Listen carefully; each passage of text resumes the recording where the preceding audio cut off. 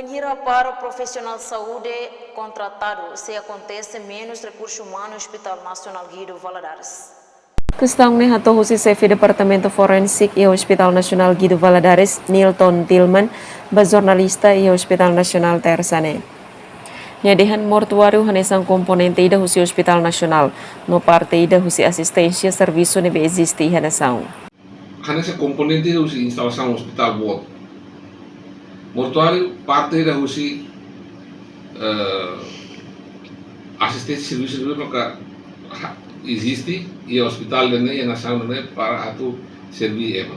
Mortuário parte husi serviço forense nacional dene.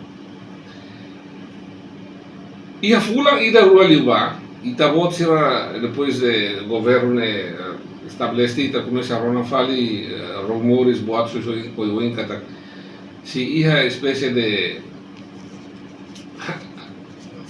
atu rapara rotu os trabalhadores contratados sira de bem maca espalha iha território lá e o ministério todo. Depois os rumores é lá e também que bote espécie de rumores mas no fim bote não acontece tudo e a mídia forense né e mortuário não afetaram.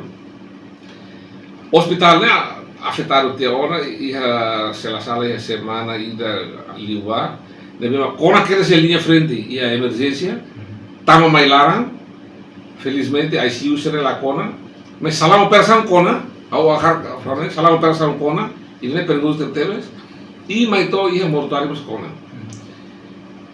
Governo hasai hoto ema nebe serviço e Hospital Nacional Guido Valadares, no Centro Saúde Sira, nomos Hospital Referral, inclui motorista ambulância.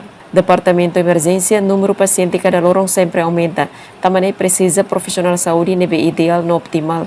Nomos halo serviço rápido, atudune bela tenelalais paciente Sira. Natalina Lopes, STL News.